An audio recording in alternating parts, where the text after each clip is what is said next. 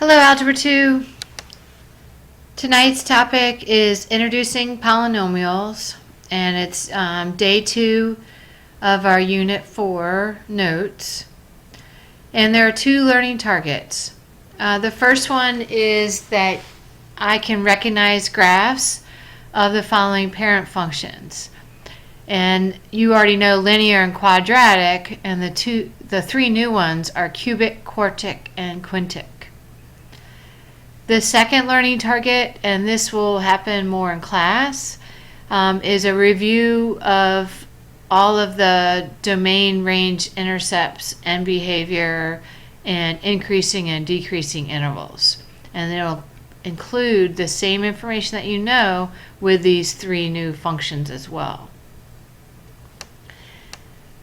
So we're going to get started with the first definition. And it's asking what is the degree of a polynomial. And the degree of a polynomial is the greatest degree within all of the monomial terms. And we're going to be talking about that more and what that means when we get down here to example 1. But for now, I just want you to write down and understand that the degree of the entire polynomial, whatever the expression is of the number of however many terms it is, will be the greatest degree within all of the terms listed inside that polynomial function.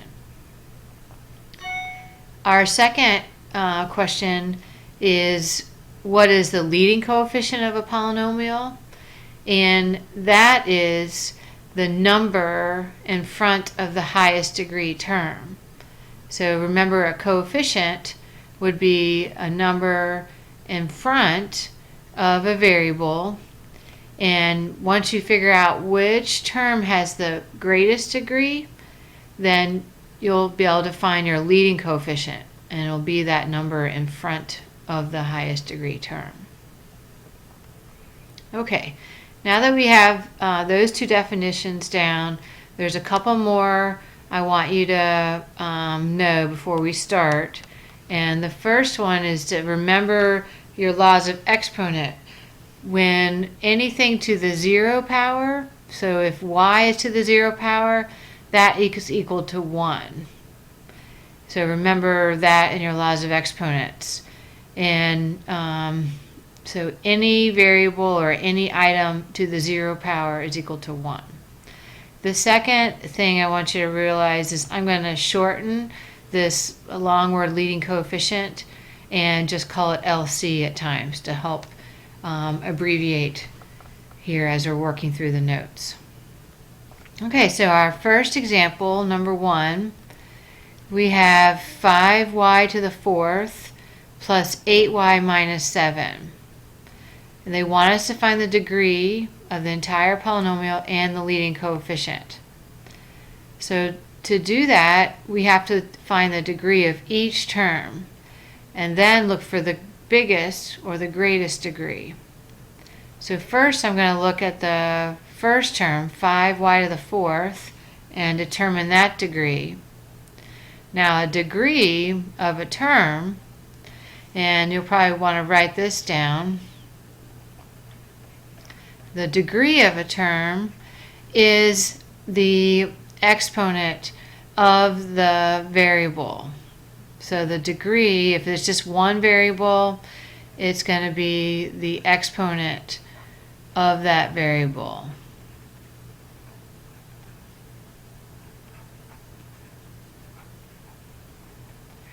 So in this case, we just have the one variable, y to the 4th, and that exponent is 4, or that power is 4. So that's going to be the degree of that term. So the degree of 5y to the 4th is 4. Now the degree of 8y, our exponent here on y is 1. That's really y to the 1st. So our degree, remember, is the exponent of the variable here, and that would be 1. Okay.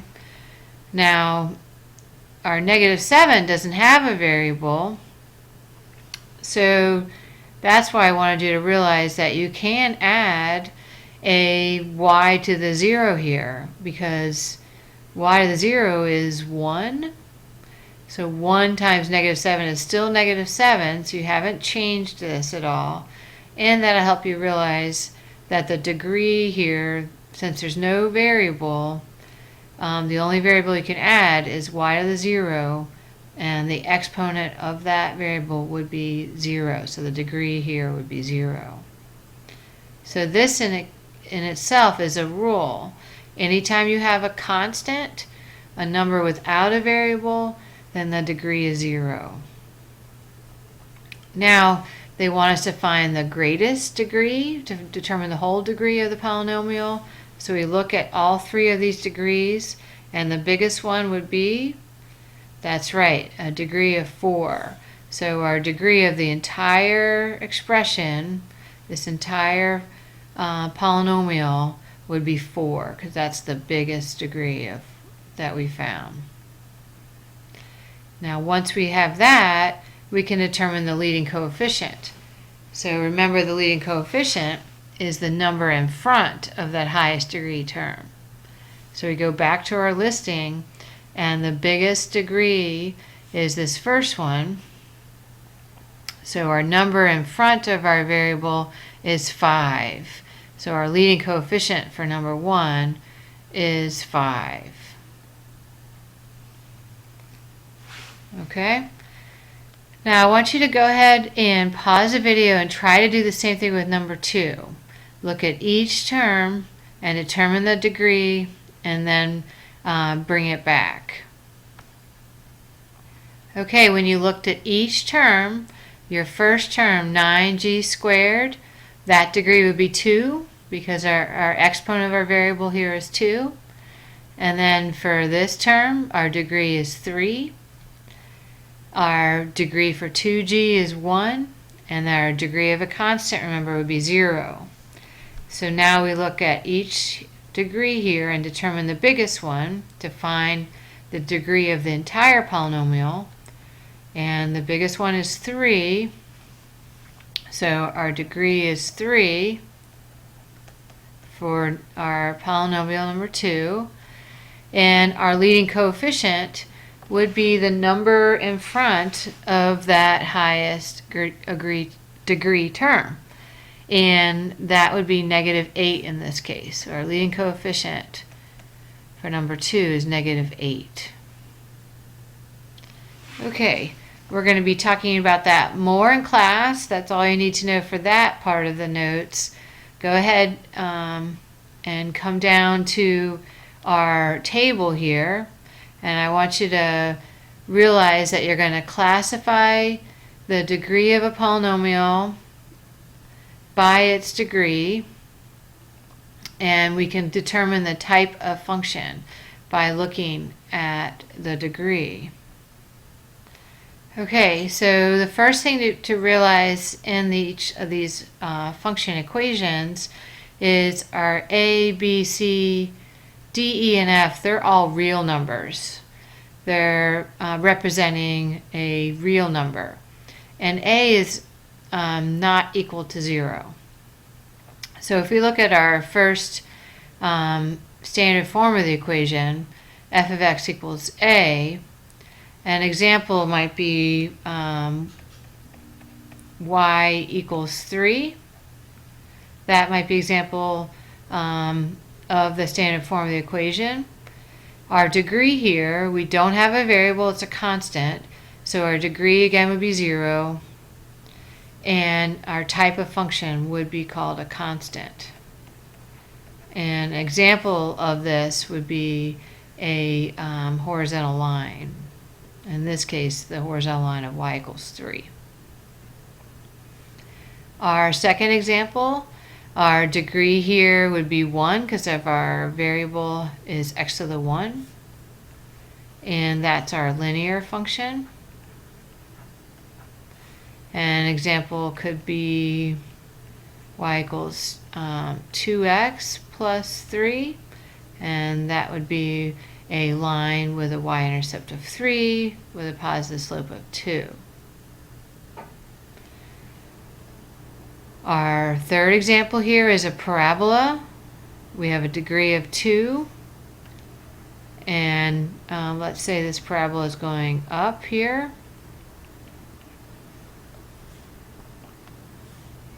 I didn't realize I wrote EY instead of EX. I got ahead of myself there, but that should be example.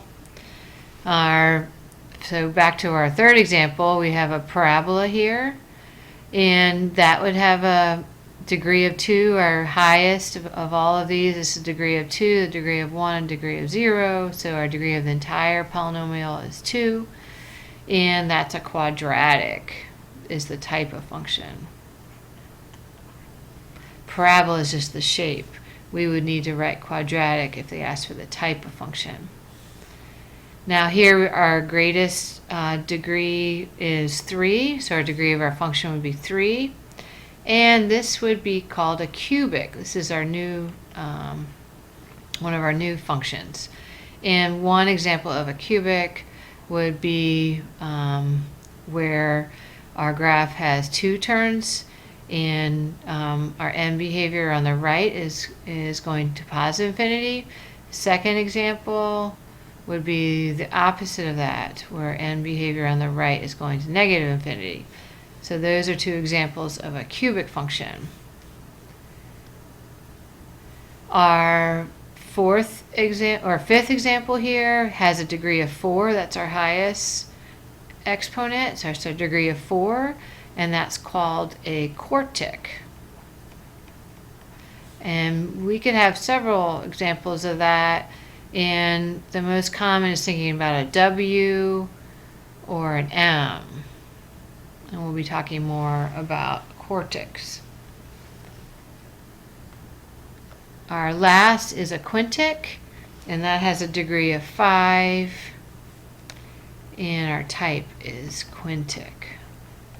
And you can, so the way we determine our degree is just like how we did in the top of our notes here. We looked at each term and determined what's the highest exponent. And then we know what kind of function it is. So when they're asking us for the parent function, if they give us an equation that has a degree of 2, we would put quadratic. If it has a degree of 5, that's the highest exponent, then we will put quintic. Okay, go ahead and flip over to the back. And our roots of our polynomial function, they're always going to equal, a total number of roots is always going to be the same number as the degree of the polynomial. Also, you'll need to know what a relative maximum and relative minimum is. And maximum and minimum we've talked about, and in this case the maximum is relative to the points around it. Instead of like a parabola, we just have one maximum or one minimum. Here, because we're talking about a more complicated function, you could have a relative maximum and a relative minimum. So this one is an example of relative maximum. It's a maximum relative to the points around it. And here, this point here would be an example of a relative minimum. It's a minimum point relative to the points around it. So again, you can use where is a mountain and a valley to help you determine those. So our number of real roots are going to be less, could be less than some of the roots because they might be imaginary. So remember that our roots of a polynomial function are called solutions, and when they're real, they're also called x-intercept and zeros. If they're imaginary, then they won't be an x-intercept or a zero, so they will just be solutions or roots. So our number of our real roots could be less than the degree because some of the roots might be imaginary. And our last part is to realize that our real roots, just remembering that the real roots are the x-intercepts and zeros, so fill that in your notes. And our most number of relative max and mins of a polynomial is going to have one less than the degree of the